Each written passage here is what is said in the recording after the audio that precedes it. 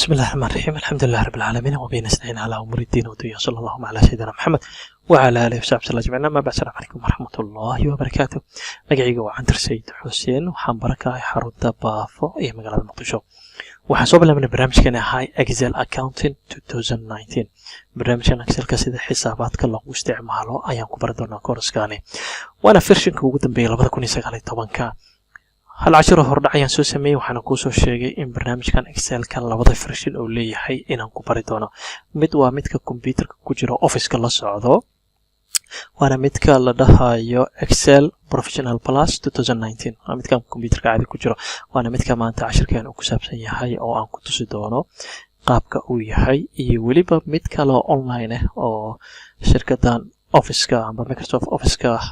website-keeda la galayo kadibna meeshaas laga isticmaalayo marka labadaas version baa isku baran doonaa hadii la raado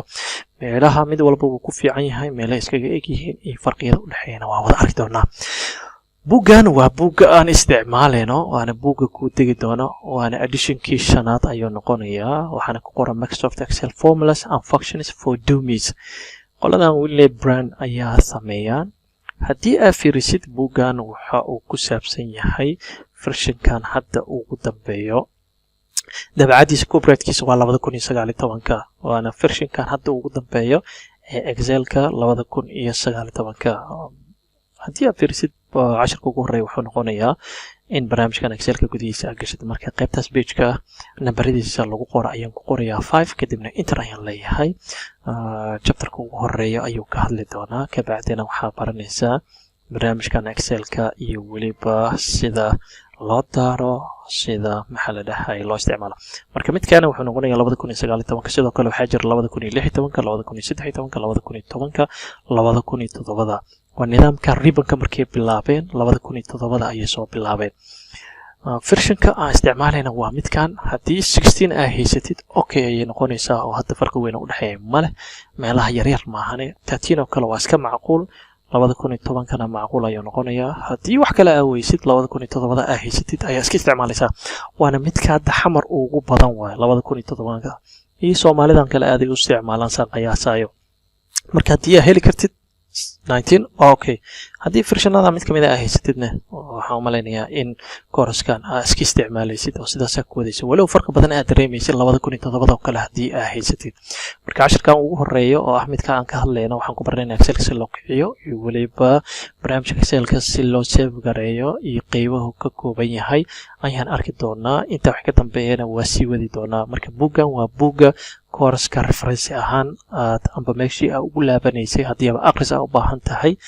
ay noqonaysaa aniga waxaan ku dadaali doonaa in Excel file-ka aan si fiican u sharaxo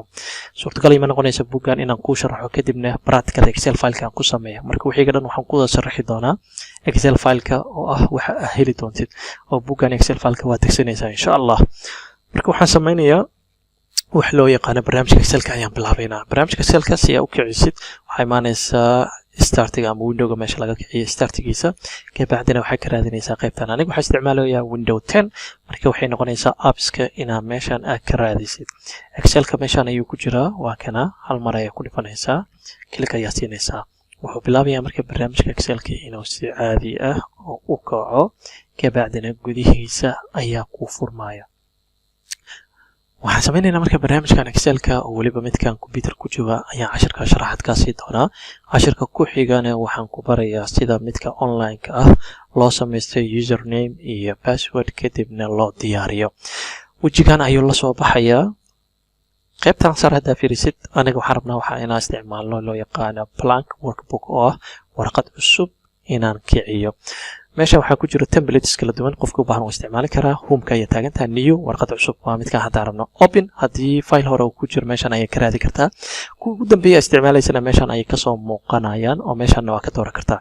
aniga waxaan rabaa mid cusub inaan bilaabo blank workbook-kaas ayaan taabanayaa hal mar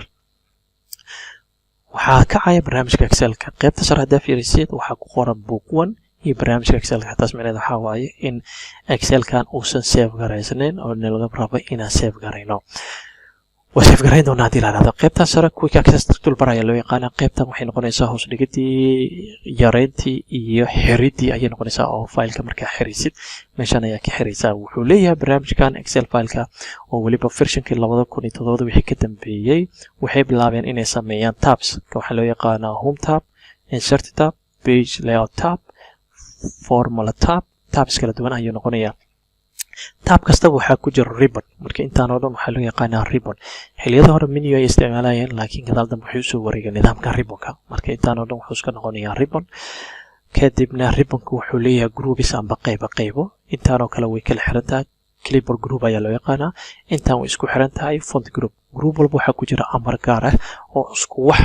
isku dhow qabanaya fontigo kale farta waaweynayntii yareereyntii kalarkii dhulkii kalarka laga dhigay waxaas ayuu ka hadlayaa in noocyada kala duwan ee farta la isticmaali kara alignmentiga wuxuu ka hadlayaa 6 second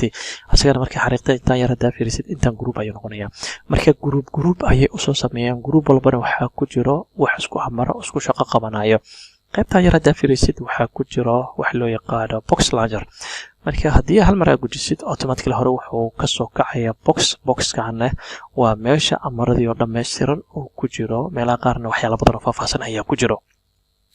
haddii aan usoo gudubno leenkan ku xigo formula bar ayaa loo yaqaanaa meeshaan formulooyinkii meesha ay ka raadinaysa ayuu noqonayaa namebox ayaa loo yaqaanaa dhinacan wuxuu noqonayaa vertical amba scroll barka kan joog oo la jiijiidayo kana wuxuu noqonayaa horizontal jiifka ayaa loo jiidayaa dhinacan number ayaa ku yaala qaybtan sare waxaa ku yaala xarfo waana ka sharxi doonaa haddii la yidhaahdo qaybtan hoose warqadihii ayaa ku yaala waana meeshii lagu shaqeynayo sheets ayaa loo yaqaanaa amba worksheet waana la badi karaa waana sharxi doonaa haddii la yidhaahdo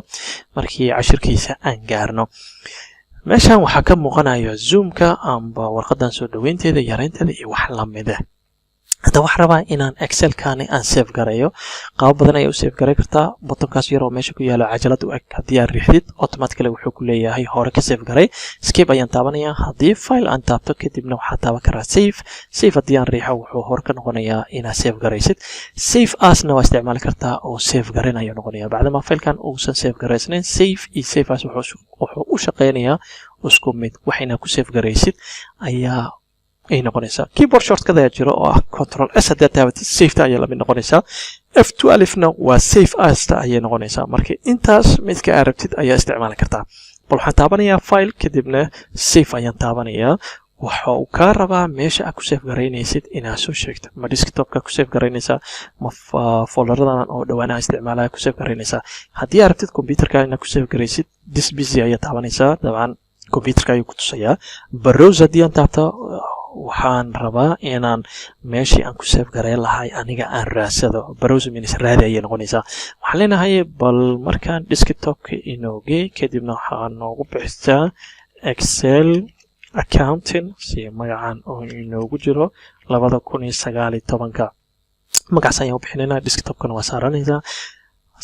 nidaamka aan ku save garaynayna waxaa loo yaqaanaa excel workbook waa extensionka caadiga ahay noocyo badan ayaa ku jiro marka noocan waa midka defaultiga midkaas ayaan qaadanayaa save ayaan taabanayaa meeshii ahay book one automatically waa laga bedelay waxaa loo bixiyey excel accounting 2019 kaas ayaan taaganahay haddii file cusub asoo kan kuu furan aad rabtina aadid new ayaa taabanaysaa kadibna blank book ayaa taabanaysaa automatically mid kale ayaa furmaya waxaa loo yaqaanaa book two ilaa hadda isaga ma save garaysano